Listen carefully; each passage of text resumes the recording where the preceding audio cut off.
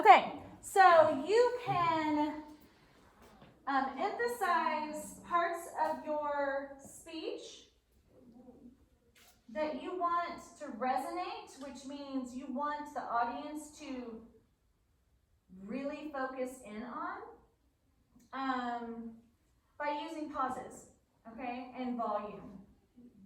So if you're talking at the same medium speed the entire speech, which sounds really good, and you're really expressive, and you're using gestures, and all of that's going on, and then you do this. Do you see what I mean? So that will accentuate that part of the speech. So one of the kids in her speech, she said,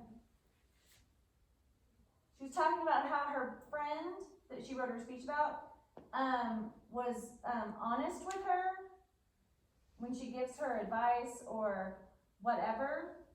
And she says, and my friend is very honest with me. She tells me exactly what to do, and she is so honest with me. And she was just talking, I don't know the exact words, but she said, she was going on, and she said, brutally honest. And it's like, ooh. So now we understand. So her friend doesn't care if she hurts her feelings, she's going to tell her the truth. You know what I mean? So it's like I remember that girl and the girl that she was talking about, that this one asked for advice and this one tells her whether her opinion, whether she wants to hear it or not, you know? So that's one thing I remember from that speech, and it's because she slowed down and said, she is brutally honest. And it's like, oh, now that's stuck in my brain. So whatever you want your audience to understand or to take away, you can repeat it, just like in the speech when Obama said, yes, we can, over and over again. So we remember that. Yes, we can, and yes, we can. And he just kept going back to that phrase, yes, we can.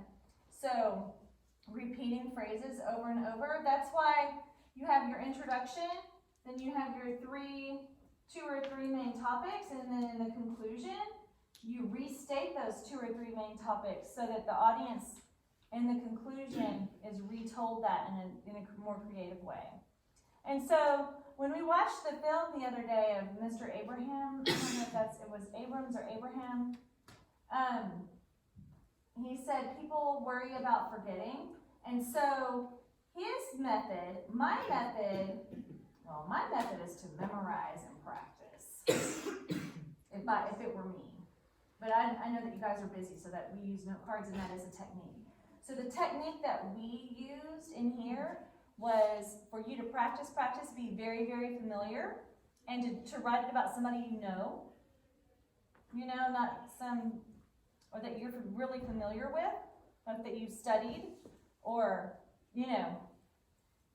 because after all, if you admire someone and look up to them and would like to be like them, then you must know something about them. Yeah? Otherwise, you wouldn't look up to them or admire them. So that speech was not about, I'm going to go jump in someone else's body and be like, it's not about, oh, I wish I wasn't myself, I wish I was somebody else. And I think some kids took that too literally. And next time I teach it, I'll reword it. Instead of the person I would most like to be, I will put the person that I admire the most, okay? Or whatever, something, or I look up to, okay? So, but then it changes it a little bit because yours was really creative about Einstein. So, I don't know. So yours was creative, like if that could be anybody, I would be him, like that was cool. But I may just make it more clear. So our method of organization for that speech was note cards, yes, and getting very familiar with your speech and doing a familiar subject. So